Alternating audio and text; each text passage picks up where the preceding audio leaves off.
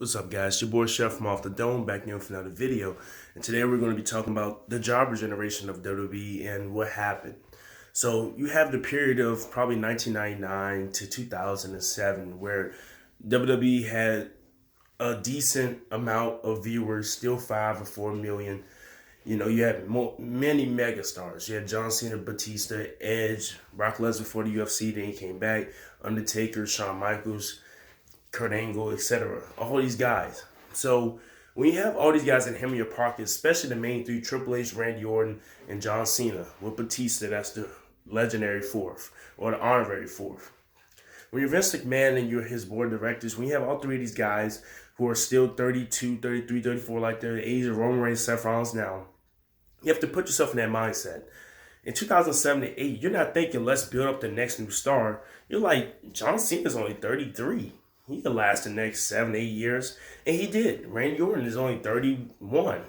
Yes, he did. Batista, and yes, he did. All these guys did last to the 2010s. But then you start to see the failures. You start to see Edge, unfortunately, have to retire. Batista quitting and losing passion. Undertaker getting ring rust. John Cena's still there full-time. Randy Orton's there still full-time. So you just lost basically three of your main stars. Brock Lesnar did return, but he's on limited schedule, so he's a half a star. You have other people from that generation like Rey Mysterio still around, so that's also another plus. But your Booker T's, Kurt Angle's, all those guys are in TNA, so they're gone. Jeff Hardy's gone. All these other upper mid carders to main eventers, lower main eventers are gone. But you have your main two. You bring back The Rock. You bring back Brock. You have the Undertaker, special. Triple H retires from in-ring full-time. And you have CM Punk, some other guys. So you're like, okay, we're good. We don't have to really build up anybody else.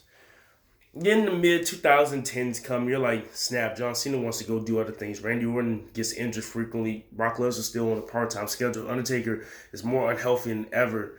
And you're like, wow, who else do I have? Now this comes to the part where I explained the jobber generation.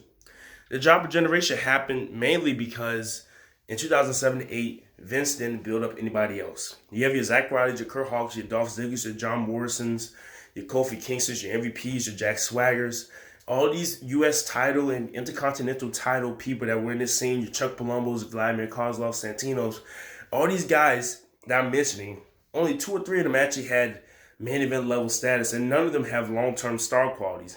Kofi just came off the biggest push of his life. He's not going to be anything after this year. Dolph Ziggler continues to be a jobber to the stars. The Miz, after his 2011 peak, after he got overshadowed by The Rock, that was it for The Miz's career. The Miz has now been feuding in some decent feuds, and he still is paid, don't get me wrong, but he's not that megastar that he could have been. And this all is because Vince and his team did not have faith in pushing these guys, 1.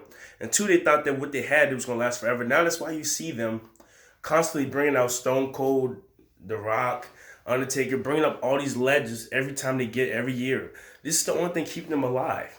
You see the SmackDown debut on Fox without The Rock and some other people and nostalgic things. There's not much reason to watch SmackDown. Same thing with Raw. The best ratings they get per year now is the Raw reunions and stuff like that.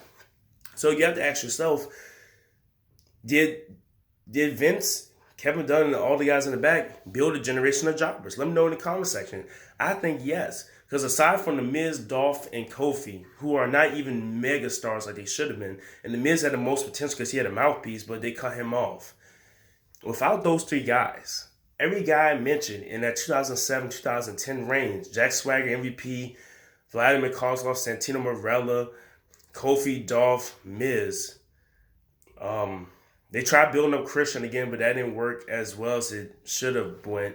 And of course, they let Shelton Benjamin go. There's a lot of guys, MVP, there's a lot of guys in this era who were not utilized. And Cody Rhodes, the guy that started AEW now. Cody Rhodes, Damian Sandler. I could just keep naming people from 2007, 2009. They go again 2010, 2013.